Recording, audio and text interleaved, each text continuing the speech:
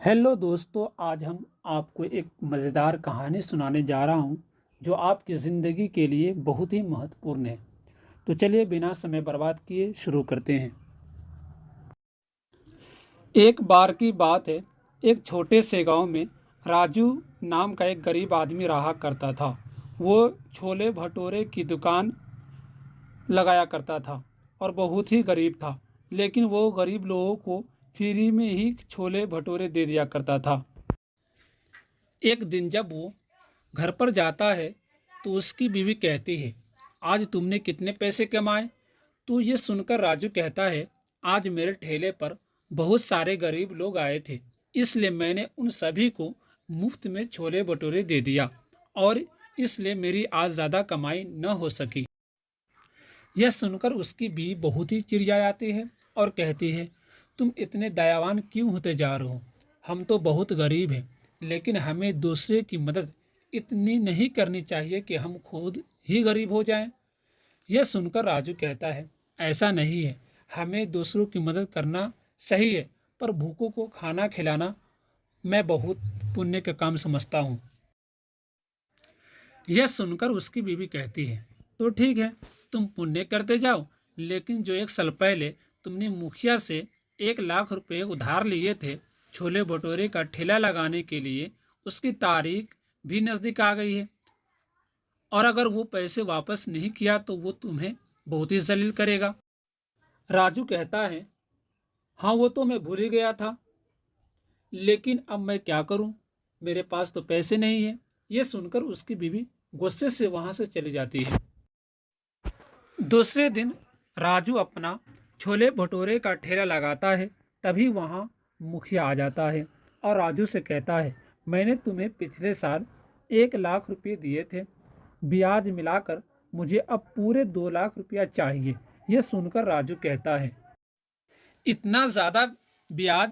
कि सुनकर मुखिया कहता है, हाँ, क्योंकि मैं तुम्हें हर महीने 2,000 ब्याज देने के लिए कहा था, लेकिन तुमने मुझे एक भी महीने ब्याज नहीं दिया, इसलिए मुझे इस तारीख को 2 लाख चाहिए ब्याज समेत, नहीं तो मैं तुम्हारा घर भी छीन लूंगा और तुम्हारा ठेला भी छीन लूंगा।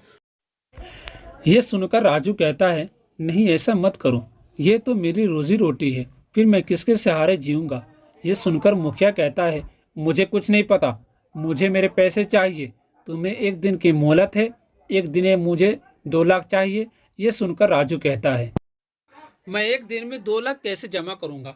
मुखिया कहता है, ये मुझे पता नहीं, और ये कहकर मुखिया वहां से चला जाता है। अब बेचारा राजू घर जाते जाते अपने ठेले की गाड़ी एक पीपल के पेड़ के नीचे खड़ा करता है और कहता है, हे ईश्वर, मैं तो तेरे लिए सभी लोगों को मुफ्त में खाना खिलाया और उसका मुझे ये परिणाम मिल रहा है। अगर एक दिन में पैसा जमा नहीं कर पाए तो मुखिया मेरा घर भी ले लेगा और मेरा ठेला भी ले लेगा और मुझे गांव के सामने जलील भी कर देगा। अब मुझे तुझ पर ही भरोसा है।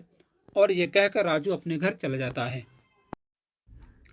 सुबह होती है, पर उसकी बीवी कहती है कि अब तुम पैसे जमा नहीं कर पाए, मैं तुम्हें कब से कहती थी कि मुफ्त में खाना बांटना बंद करो, और तुमने मेरी एक न सुनी।